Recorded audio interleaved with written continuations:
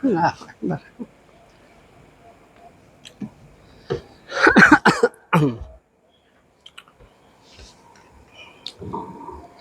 Bismillahirrahmanirrahim. Assalamualaikum warahmatullahi wabarakatuh.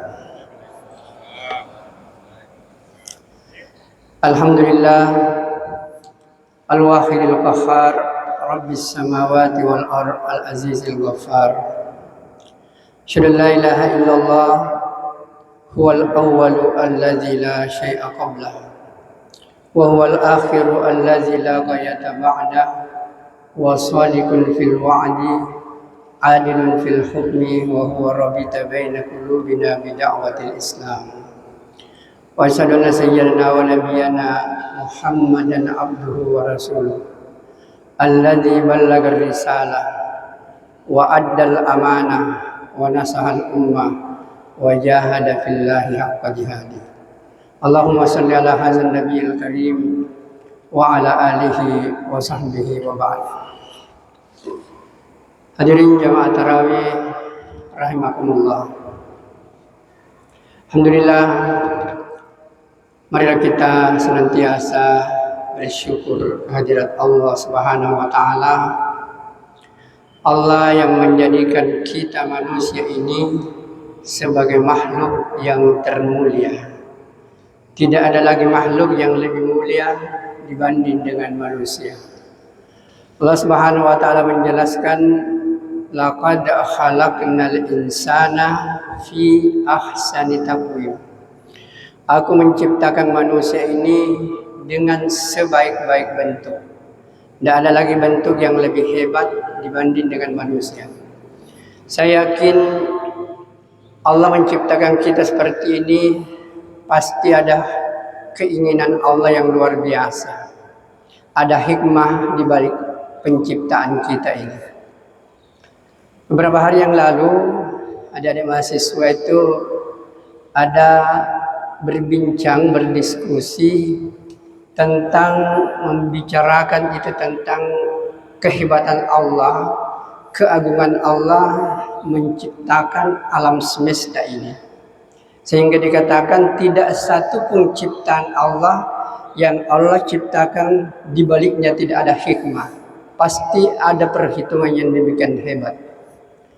Sehingga ada adik-adik mahasiswa berpikir gini, kenapa Allah menciptakan gajah, kenapa nggak punya sayap? Yang satunya bilang, kenapa itu burung merpati punya sayap? Saya bilang ini juga bagus untuk direnungkan. Karena di balik semua penciptaan ini pasti ada hikmahnya. Saya pikir kalau gajah itu punya sayap, habis kita punya rumah, Pak. Ya. Kalau dia terbang, kemudian singgah di atap kita, hancur itu. Ya. Sehingga dengan demikian, dengan hikmah yang luar biasa, yang gajah demikian besar memang nggak dikasih sayap. Nah kalau binatang-binatang kecil kayak merpati itu nggak punya sayap, maka itu mudah dipermainkan oleh makhluk yang lain. Karena tidak bisa lari. Ya. Maka dengan demikian dikasih sayap, sehingga dia bisa terbang dan lain sebagainya. Namun demikian yang ingin saya tekankan, kenapa manusia kita ini Allah ciptakan modelnya seperti ini? Untuk apa? Pasti ada keinginan Allah yang luar biasa. Ternyata para ulama dalam membahas ini ayat itu sebenarnya ditemukan satu hal bahwa Allah menciptakan manusia seperti ini itu untuk melakukan suatu amal di mana amal ini tidak ada yang bisa kerjakan, hanya manusia. Kalau kita lihat rukun Islam yang 5 ini, syahadat, salat, puasa, zakat, haji.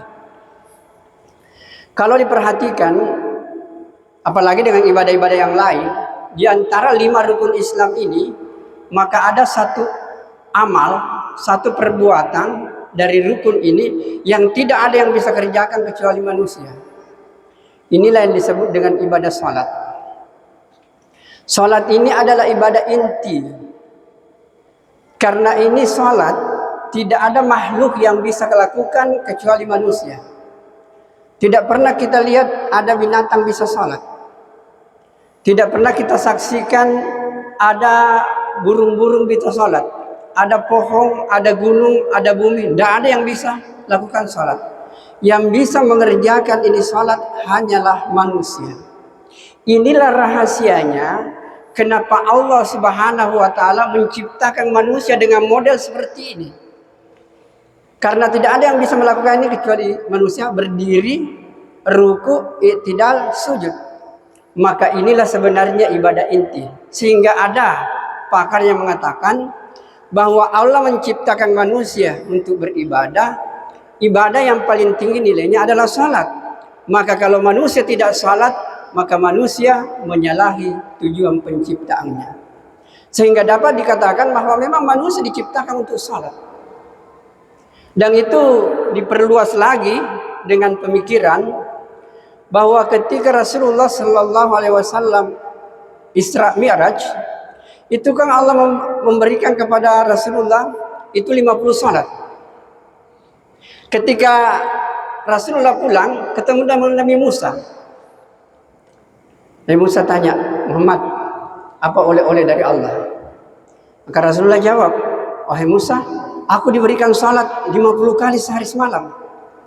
Nabi Musa bilang, kau terima? Rasulullah katakan, ya aku terima, iya. Karena Allah yang kasih perintah. Nabi Musa mengatakan, Muhammad pulang ke kau, minta keringanan kepada Allah. Umatmu tidak akan mampu untuk melakukan.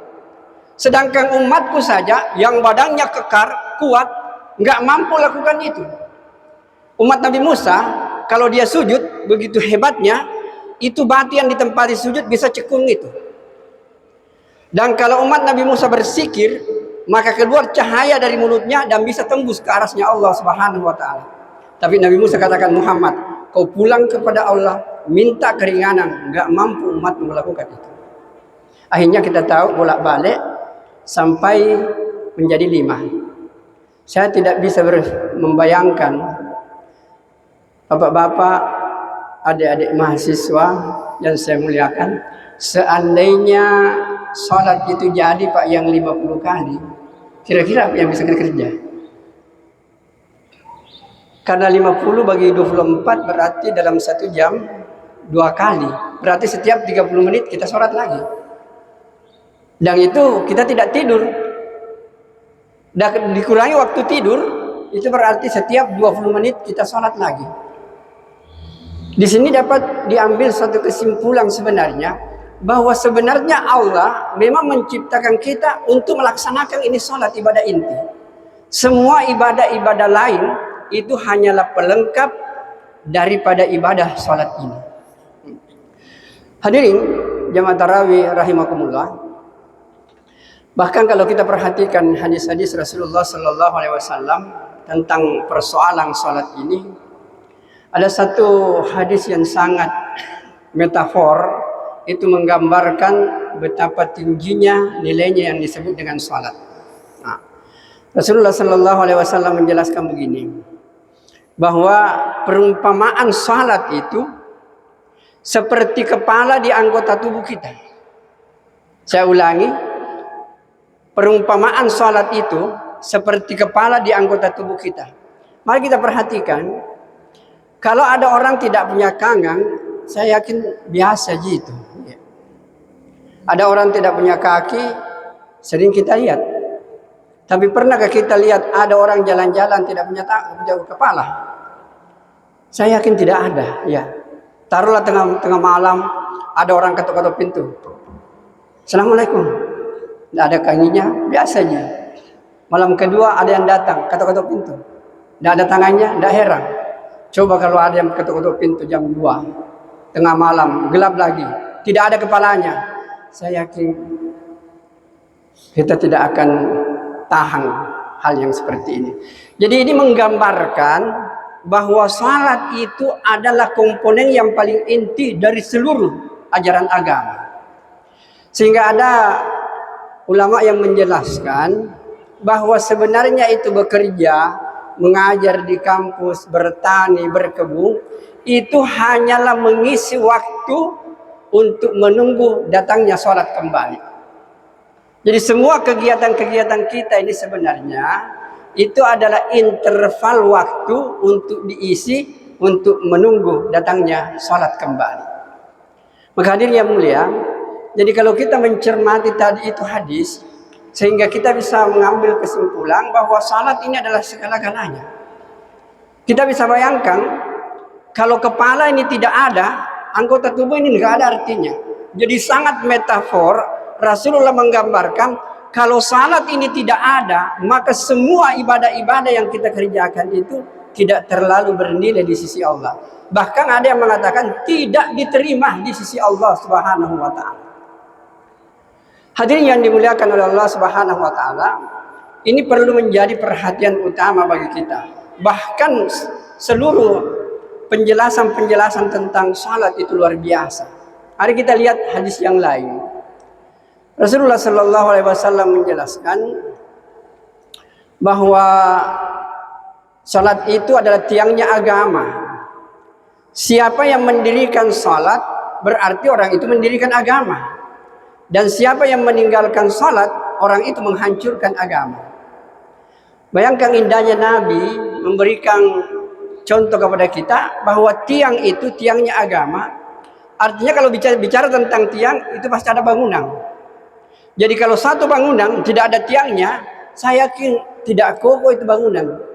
Sedikit saja mungkin berhembus angin yang kencang sudah runtuh. Dan tidak pernah kita memang melihat satu bangunan yang begitu tinggi kemudian tidak punya tiang. Maka Nabi sangat luar biasa memberikan contoh bahwa salat ini adalah tiang. Dan Nabi katakan siapa yang mendirikan salat, orang itu mendirikan agama. Dan siapa yang meninggalkan salat, orang itu menghancurkan agama. Kata hadama dalam hadis ini itu adalah menghancurkan dengan sehancur-hancurnya. Berarti kalau orang memang tidak salat, agama itu sudah hilang. Ibu-ibu dan bapak-bapak, anak-anakku yang saya muliakan. Jadi dari berbagai macam hadis-hadis seperti ini, itu bisa diambil kesimpulan bahwa salat ini memang adalah segala-galanya. Dan Allah memang menciptakan kita sekali lagi adalah untuk salat. Hadirin yang dimuliakan oleh Allah Subhanahu wa taala. Bahkan kadang-kadang kita ini manusia, kita melakukan sesuatu yang kita anggap hebat, padahal itu sebenarnya Allah ciptakan kita bukan untuk seperti itu. Saya masih ingat dulu di sini kita ada kayaknya di kampus 1, di kampus 2 ini belum pernah saya lihat. Itu ada memanjat, panjat tebing. Wih, luar biasa itu, dengan kekuatan yang prima dia panjat itu. Kalau sampai di puncak itu, tepuk tangan teman-temannya, berhasil. Saya bilang, nak, kalau cuma seperti itu tidak hebat gitu. Karena kalau memanjat ke atas saja, cecak lebih hebat daripada kita. Iya. Coba kalau cecak dari situ naik, kepalanya di atas, ke sini perutnya di atas, turun ke bawah, kepalanya di bawah. Ada nggak orang bisa jalan-jalan seperti itu? Bukan di situ letaknya. Bahkan biasa kita lihat ada sirkus. Dia bisa jalan di atas tali dengan keseimbangan badan. Hadirin yang mulia, setelah berhasil itu tepuk tangan juga penonton. Saya bilang kalau untuk lewat di atas tali seperti itu peristiwa biasa gitu. Karena semut. Kalau dia lewat di atas tali berputar-putar begini. Kadang-kadang di atas, kadang-kadang di bawah sampai di atas. Mana ada orang yang bisa jalan seperti itu? Jadi hadirin yang mulia, saya ingin mengingatkan bahwa sebenarnya tujuan kita diciptakan oleh Allah sekali lagi adalah untuk mendirikan ini salat. Salat adalah ibadah yang terpenting. Dan kalau salat ini tidak ada nilainya kehidupan kita. Maka hadirin yang dimuliakan oleh Allah Subhanahu wa taala, oleh karena itu saya menganjurkan kepada kita semua, khususnya anak-anakku semua, mari kita memperhatikan ini salat. Inilah modal kita untuk menghadap kepada Allah Subhanahu wa taala. Bahkan di dalam hadis dikatakan 40 langkah manusia terakhir meninggalkan kuburan kita Maka datang dua malaikat, Munkar dan Nakir. Pada saat itulah salat berdiri persis di dekat kepala kita. Kemudian dia katakan, Munkar dan Nakir, kau bertanya dari jauh. Yang ini adalah sahabatku. Waktu di dunia tidak pernah dia lalaikan saya. Kau tanya dari jauh, apa yang kau tanya? Saya akan menjawab. Itulah salat yang kita perhatikan dalam kehidupan kita. Kemudian hadirin yang mulia, salat yang paling tinggi nilainya ini adalah salat berjamaah. Hadis Nabi jelas menjelaskan sederhana. Kalau kau salat sendiri, itu nilainya 1. Kalau kau berjamaah, nilainya 27. Berarti berapa selisihnya? 26. 5 kali kita salat sehari semalam, itu hanya dapat 5. Tapi kalau 5 kali kita berjamaah sehari semalam, itu dapat 135. Berapa bedanya? 130. Apapun namanya, apakah itu derajat, apakah itu dunia, yang jelas 5 dengan 135 sangat luar biasa bedanya. Cuma memang nggak masuk di akal dunia. Gimana mungkin salat yang kita kerjakan 5 menit nilainya seperti salat dunia? Bayangkan, jangankan salat wajib, Nabi katakan rak'atal fajri khairum minad dunya wa ma fiha. Salat sunat saja 2 rakaat kata Nabi lebih mulia dibanding dengan dunia beserta seluruh isinya. Sunat lagi, apalagi dengan salat wajib. Maka hadirin yang dimuliakan oleh Allah Subhanahu wa taala, cuman kalau kita seandainya bicara tentang salat ini berjamaah dan tidak berjamaah, seandainya ada mengatakan begini, kalau kau salat sendiri kau dapat 1 juta rupiah, kalau kau berjamaah kau dapat 27 juta rupiah. Tak buka mi totalna baik 20 juta sisalana. Rugi ke iya. Ya. Kalau kau salat 5 kali kau dapat 5 juta. Kalau kau salat berjamaah 5 kali, 5 kali 135, berapa bedanya? 130 juta. Kira-kira kita menyesal. Luar biasa penyesalannya. Oleh karena itu saya ingin mengatakan bahwa orang yang tidak menjaga salatnya dengan berjamaah, maka di hari kemudian terbuka peluang untuk menyesal dalam hidupnya. Begitu banyaknya pahala yang dia tinggalkan dalam kehidupannya. Oleh karena itu, ibu-ibu dan bapak-bapak, melalui mimbar ini sekali lagi saya tekankan, yang paling kita harus perhatikan adalah menjaga salat itu. Dan bagi adik laki-laki, jagalah salat terus menerus dengan berjamaah.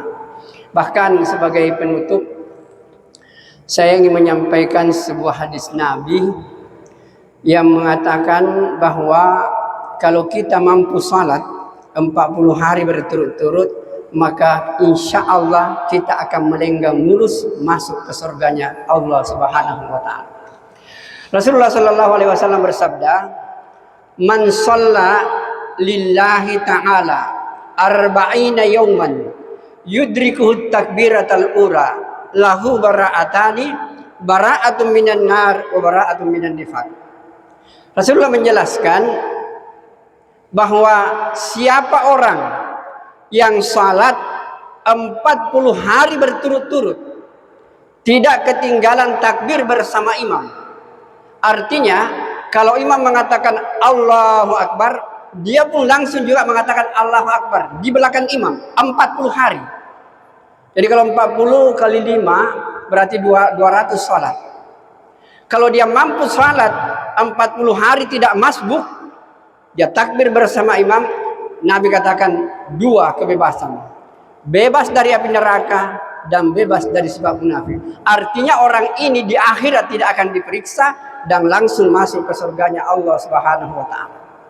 Oleh karena itu saya menekankan kepada kita, sebelum Allah menjemput, mengambil nyawa kita lewat malaikat Israel, maka mari kita berusaha sungguh-sungguh. 1 kali saja kita berusaha, kita dapatkan salat ini berjamaah 40 hari lamanya. Perlu memang diusahakan supaya kita bebas melenggang masuk ke surganya Allah Subhanahu wa taala.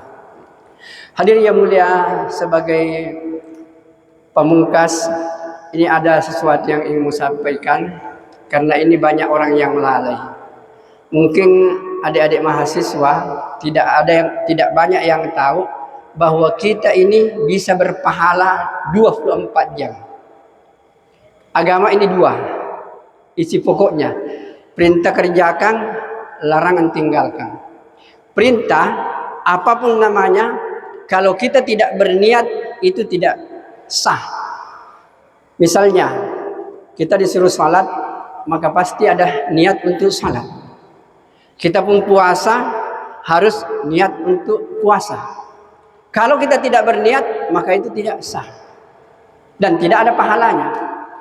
Kalau perintah saja ada niatnya, maka larangan pun juga harus ada niatnya. Karena Nabi sudah mengatakan, innamal a'malu binniyat. Segala sesuatu itu tergantung kepada niat. Wa innamal likulli imri'in ma nawa. Dan apapun yang kita niatkan, itulah yang Allah berikan kepada kita. Inilah yang banyak dilalaikan oleh umat. Mungkin saya yakin adik-adik mahasiswa, bapak-bapak dan ibu-ibu, hari ini kita tidak berdusta. Mungkin hari ini kita nggak minum khamar, kita tidak berjudi, kita tidak membicarakan kejelekan orang lain. Tetapi itu tidak berdosa, tetapi tidak mendapatkan pahala.